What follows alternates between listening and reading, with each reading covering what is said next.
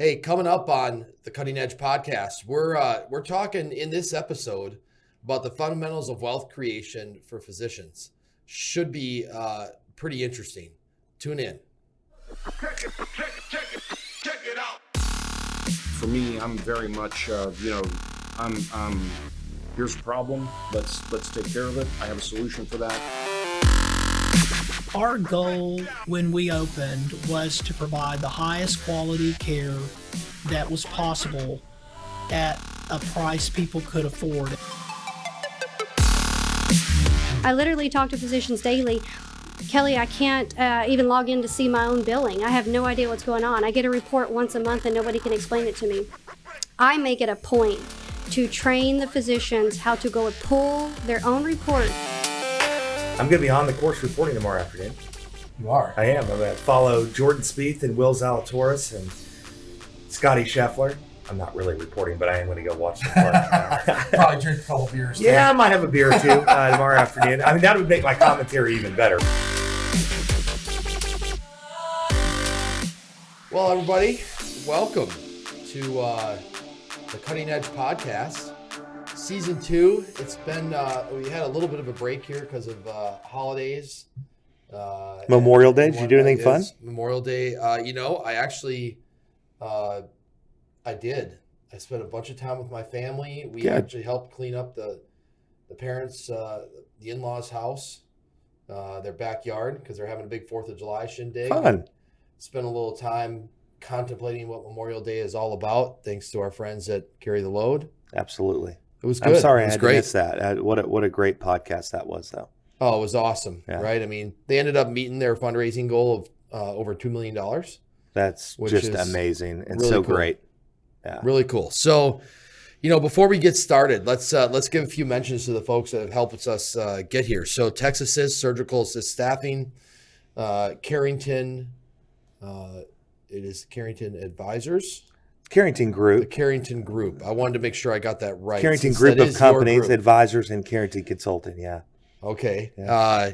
We've got a handful of others that have helped us get here, including Jen Eaton, helped us set up a lot of this. And I got to give a shout out to Chris Gambari at Real News. He has helped us continue to post content and share what we're doing on social media and all of our channels. He's been a huge help. Shout out to Chris. Chris, you're the man. Yeah, we're looking at Chris through a glass window. I actually thought that you were about to give a shout out to the piano bar you were hanging out with or at last night late. But anyway, that's a whole nother. That's a whole nother episode and story. Yeah. How to be a leader in a piano bar. We'll talk about that later. Yeah, when it's way too late on a weeknight. Yes.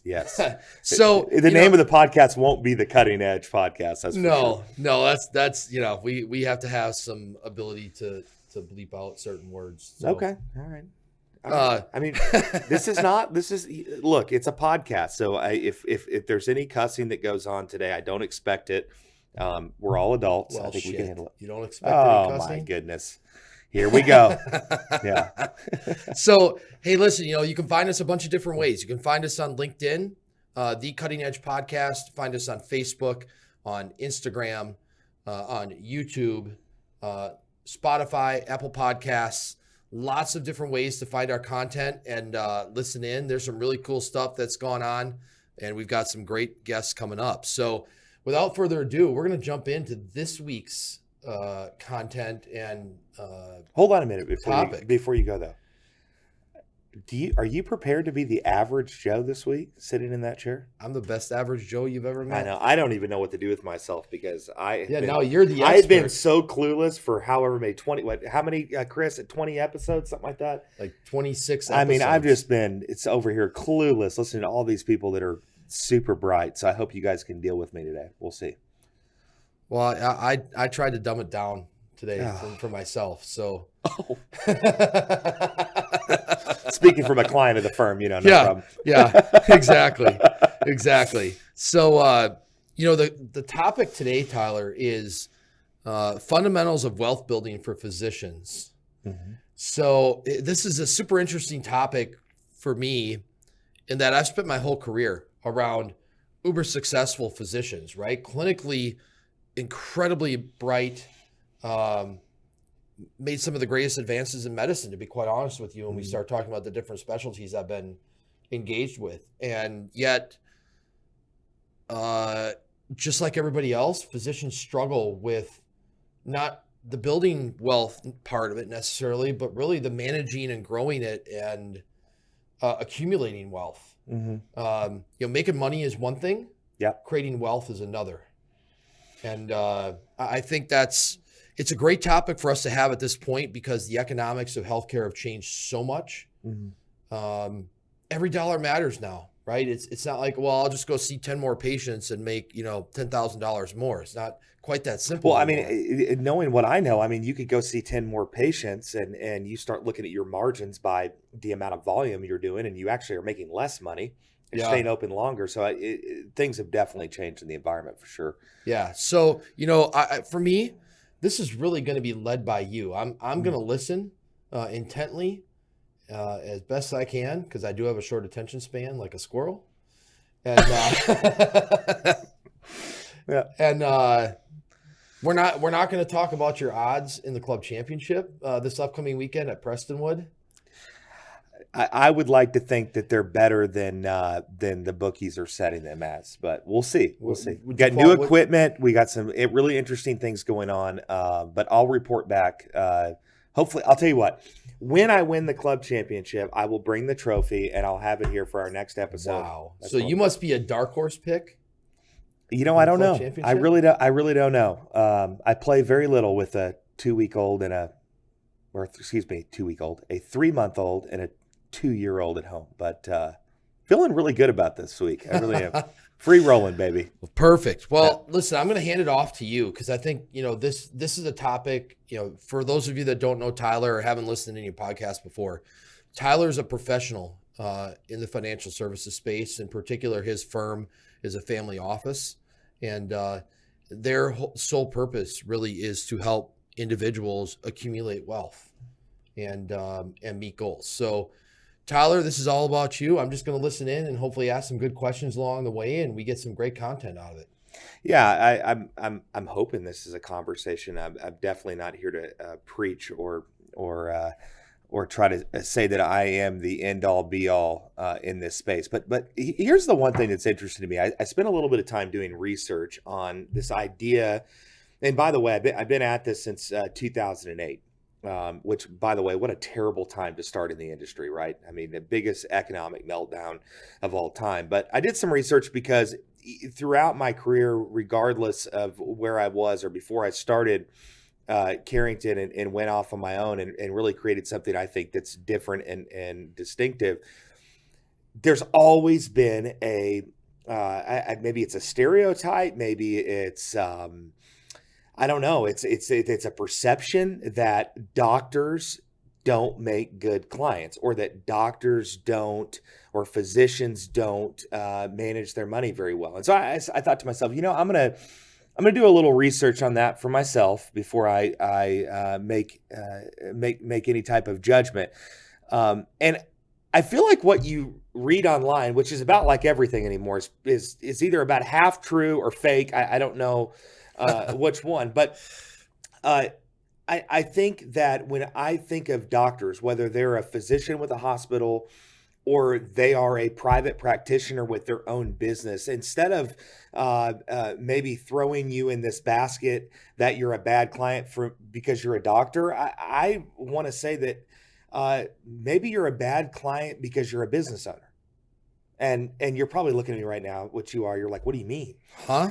But most business owners, at the end of the day, in my opinion, are very head down, focused on their business, and they work in their business, but they don't work outside of their business. You might have heard before that you work in your business, but you don't work on your business. Well, I think there's actually one more level. You don't work on your business oftentimes. You sure don't take chips off the table and think about your long-term legacy, think about your long-term, financial pathway and where it is that you want to go in your life. So I'm going to add something here. Typically it's pretty commonplace that the mantra in healthcare is physicians make bad business people. They don't go to business school. They go to medical school, right? You go to be a physician, not a business person. So I think part of what we want to be able to do today is set some things up and help provide some scaffolding for physicians who are, maybe they're young in their career. Sure. Right? They could be middle career and now they're actually starting to really gin it and print some jack. Or we got some older physicians where they've gambled it away. Now they got to figure out how they're going to get to the finish line, right? I think there's a ton of physicians in those buckets. I think there's really very few physicians who, at the end of the day, if they said, "Hey, I want to quit tomorrow," they could quit tomorrow and they're gravy. Yeah. I'll tell you a quick story, and then I'm going to dive into that a little bit. Early on in my career, I was more in what I'd call the traditional financial space, and we'll talk about that. But I'll never forget it. I could look out my window, and I had an appointment with a gentleman who is a physician here in Dallas, and I can see the parking lot out of this window, and this gentleman pulled in a brand new Ferrari. Beautiful Ferrari too. I liked it a lot. And I'm thinking, oh man, this is going to be great. I'm going to have somebody that's really qualified because my, your buddies that you were, in the fraternity with that were just coming out of school, not a great pathway if you're trying to make a living. I love you guys if you're listening. But luckily we've made a success of ourselves at some level now. But one of the things I'll never forget in this conversation was, the lack of really having any idea of where you're going with this thing. Where is the plane headed? And then to find out that this individual making somewhere in the neighborhood of $700,000 or $800,000 a year on their tax return with less than $20,000 in their bank account.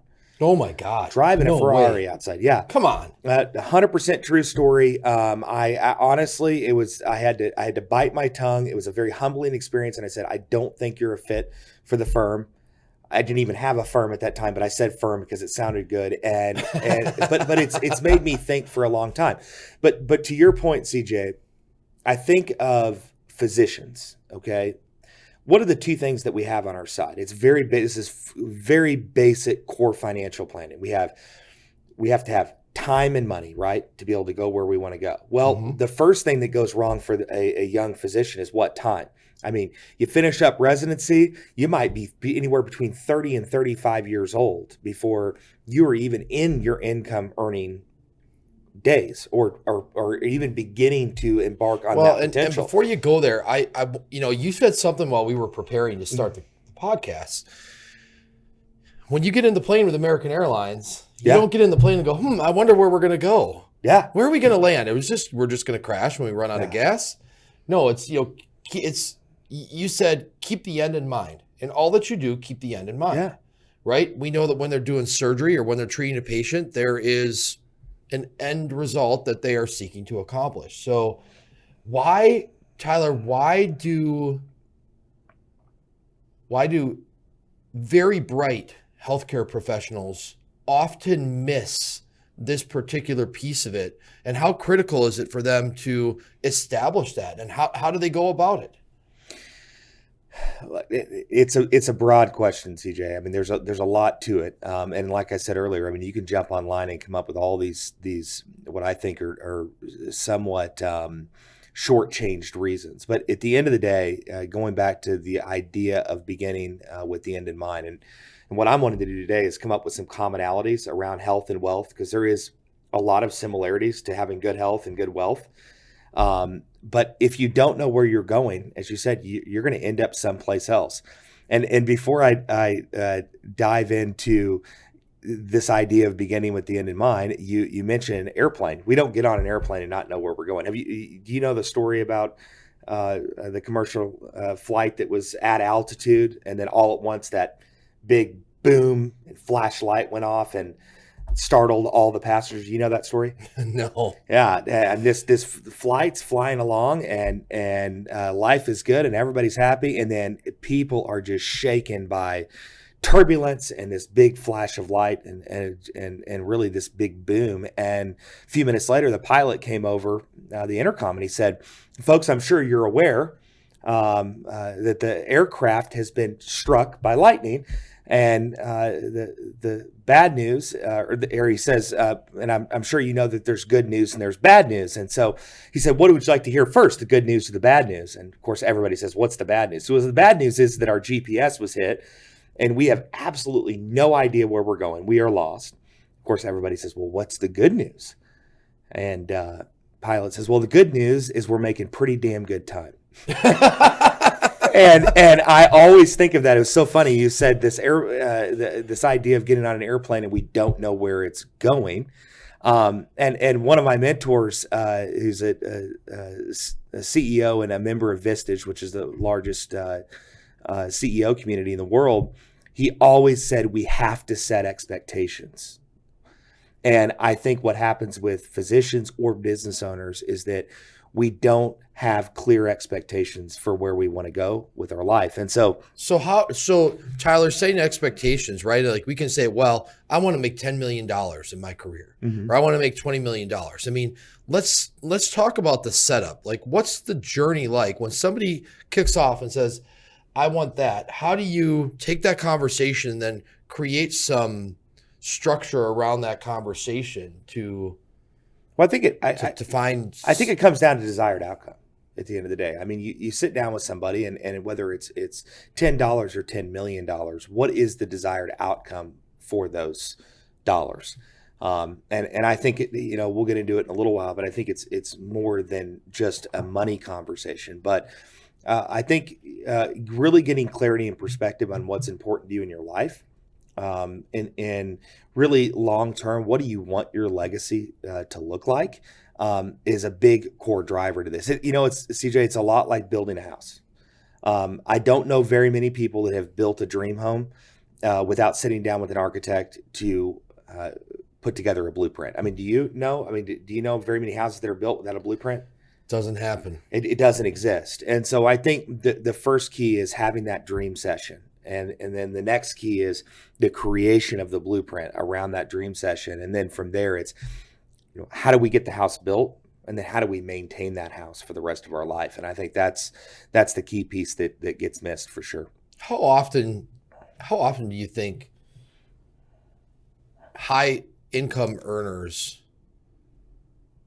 overshoot what's a reasonable expectation or completely miss that very first step, and it just makes your job brutally hard? I mean, you have clients come to you and say, well, what should I do? What should I shoot for? Well, I think there's a lot of ways to answer the question. I think number one, what happens, especially in the physician space, is that oftentimes we've heard of these things called student loans. They're involved. The numbers, you can't deny them. They are staggering, the amount of student loans that are carried by a physician coming out of school. One of the challenges that comes into place is, this idea that loans will just, there's very low interest. And so they'll just kind of take care of themselves over time. And I'm going to live the life that I want to live right now. So I'm going to live in the house I want. I'm going to eat at the steakhouse that I want to. I'm going to drive the car that I want to. I'm going to do all the things that I want now. And these loans will just mysteriously go away. And I will tell you, they won't. And so I think, oftentimes, and I have several physicians as clients, they look up and they're 40 now. And they're still sitting on 6 figures plus of debt. They still are not taking the appropriate amount of chips off the table to go where they want to go. And now suddenly they're getting further behind. Time is on your side. And managing your lifestyle up front in your career. Same thing. Again, I take it back to a business owner. A business owner has a new business. Typically, you're pretty broke the first few years. You're typically using somebody else's money to make it work. Then you find your first, maybe your first big year in about year 4 or 5. Is that the time to go out and now buy your dream home and start doing all of these different things? No. That's the time to start paying down debt. That's the time to start putting money away. That's the time to start really looking at, how do I get all, net worth is simple. I mean, we use all these complicated terms in business. If we're evaluating a business and EBITDA and all this, it's real simple. You take assets, less your liabilities, and that's how much your money you're worth. Well, doctors start off with a negative net worth. Yep. So I could argue with you that you could pull up down here at the corner of the tollway and 635, and there could be, unfortunately, a homeless person. You give that person $5. If he doesn't have any debt, I could argue he has a greater net worth than a physician with a $300,000 negative deficit. So it's all perspective and how you think about it in that regard. Wow. I mean, I've never thought about it that way. Right. And I don't know that physicians, I think one of the challenges, Tyler, is the education process that we undergo. The clinical education for physicians is so intense, it leaves no time for anything else. Yeah. So now we're in this period, and that's even if you're just going for your undergrad degree in business, or, right? Or, whatever. You want to be a geologist. Look, nobody's teaching us. It's not core curriculum to learn about managing and building wealth. So how do you convince, here's a great question from my perspective. How do you convince a physician to sit down and invest the time and or the money to sit with a professional and have this dream session, have or create an end goal? Just because you create the blueprint for your dream house doesn't mean you have to build it. And I really feel strongly about that. I think half the battle is taking this step, carving out a couple of hours of time, you and your spouse, if you have one, and going, what do we want this thing to look like long term? And I truly believe that you don't have to have all of the resources up front from day one to make it work. You can build on this. You start somewhere. It's an inch by inch. Everything is a cinch, right? You have to start somewhere. And I think one of the things that's happened too for the majority of the marketplace, much less physicians, is that doctors are looked at as wealthy or rich people. It's true. If you actually go out, and totally true. They're looked at as wealthy and rich people. And the truth of it is, and I don't want to offend anybody, but the sad part, because of where a lot of the industry is going, they're the hardest working people and some of the most underpaid in the entire world. So I think what we have to do is we have to take the stigma of this idea that all doctors are rich and they make a ton of money and therefore they have everything they'll ever need. One of my favorite quotes that I ever heard, and you've heard me say it a million times: you make $1 million and you spend $1 million and you're still broke. And so what it comes down to is taking that first step, designing the dream home, and understanding that there is a pathway out there that is not about, hey, you got $100,000 to your name, shove it into the stock market as fast as you can and hope it works out. There's a lot of incredible tools and opportunities and vehicles and solutions out there to help you truly build wealth over time that is tax advantaged, that is fiscally responsible, that maybe it's charitably responsible for those that have a desire to give back to charity. There's so many cool things going on. And you just have to be willing to sit down and take the next step. Well, you said something that just kind of hit me in a manner that, I think I'm not worthy of a financial professional's time if my net worth is negative $200,000. How do you break that? How do you get past that? How do you encourage, what would be some words of wisdom for physicians that are especially early in their career and they're staring at this mountain of debt and they're just making a base salary? How do you encourage them to find that right professional and actually take the time and go do it and not be discouraged by their situation? Well, I think the most important thing is you have to find a firm that's truly a cultural match for you, that makes you feel welcome, that makes you feel like you matter. And I unfortunately believe that a lot of the experiences of the person that you're describing is they don't feel that they matter. one of the things that we do, and this isn't a plug for us at all, but we don't make a decision on whether a client is a fit for the firm based on how many assets that they can put in the stock market, or what is their current net worth. The way we look at it is there an opportunity that we feel we can come alongside with somebody who's a fit, somebody who has the right personality profile, that we believe we can come alongside and partner with you as a client to help you go where you want to go, help you grow the business, the enterprise of your own that you want to have, and ultimately create a legacy for yourself and your family. And if we believe that there's an opportunity to do that, then we have created a methodology that can allow for that. So it's there. A lot of people are afraid to show up at your large firms, and to make sure I don't get sued, I won't name any of them. But it's like, if you don't have $1 million or $5 million that you can plug into the stock market, then you're not a good fit for them. We're a very different firm. We're very boutique. And so we don't look at it that way. We say, is there a way we can team together and make a difference? So, it's interesting. I think of financial service professionals and insurance professionals in the same vein, and that on every street corner, there seems to be an agency set up to offer those services, and they're generic in nature. And it's, well, we should put it, our guys from corporate said you should put it in this, and you should put it in this, and you should put it in this. What would be some critical questions for somebody who's really trying to find the right partner for them? What would be some critical questions for them to ask when they're interviewing possible financial professionals to help them? It's hard. It's hard for me not to go straight to how do you get compensated? How are you making money? Are you a fiduciary? Are you putting my best interest first?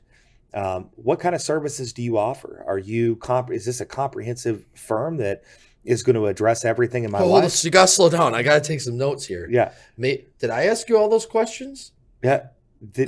Well, CJ was an easy sell, but point of it is that most folks don't. It's the old adage. You don't go out and ask for help until you need it.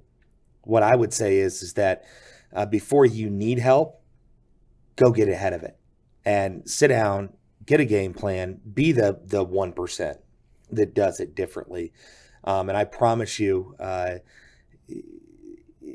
There's a successful pathway for you, whether you believe it or not. Okay, so I'm going to throw something out there. Okay. Is it too early to start this process when you're a resident, when you're a fellow?